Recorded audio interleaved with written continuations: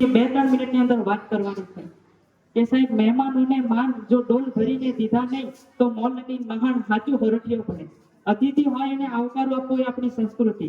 સાહેબ વીરોને બલિદાન જે આપણા દેશને 15 ઓગસ્ટ 1947 ના રોજ ભારતને આઝાદી મળી એ તો ખરું, પરંતુ કેટલી તપસ્યા, ત્યાગ અને સંઘર્ષ પછી આપણા દેશને આઝાદી મળી છે.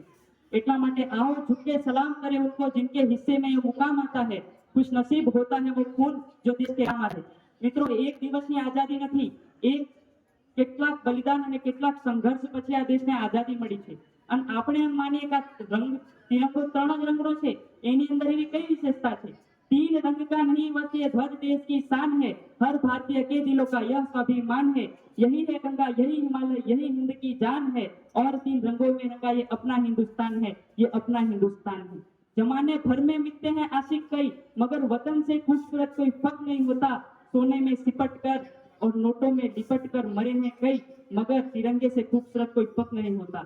एक देशના તિરંગાને લહેરાવવા માટે, પોતાના દેશનું વર્ચસ્વ જમાવવા માટે ભગતસિંહ, રાજગુરુ અને સુખદેવ જો ફાંસીના ફંદા ઉપર એને લઈ જવામાં આવતા હોય તો પણ એમના મોઢાની ઉપરથી હાસ્ય ઘડી કે આગુ પાછું ના થતું હોય. એમના વકીલ પ્રાણશંકર ભટ્ટ ત્યારે ભગતસિંહને કીધું, ભગતસિંહ તમારે 12 કલાક પહેલા જ ફાંસી આપી દેવામાં આવી છે. ત્યારે ભગતસિંહ કહે છે, એક વીરને ગમે ત્યારે શહીદ તો થવાનું જ છે ને, તો થઈ જશું. સરફરોશી की तमन्ना अब हमारे दिल में है, देखना है ताकत कितनी बाजुए कातिल में.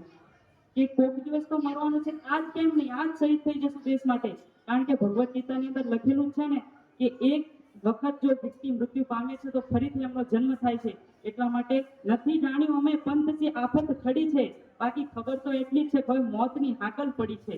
મનહર મુખે માનની અને પુણ્યલ હોય ગંભીર, આ ઈણવી કુખાનર નીપજે બે વંકળ મૂછા વીર.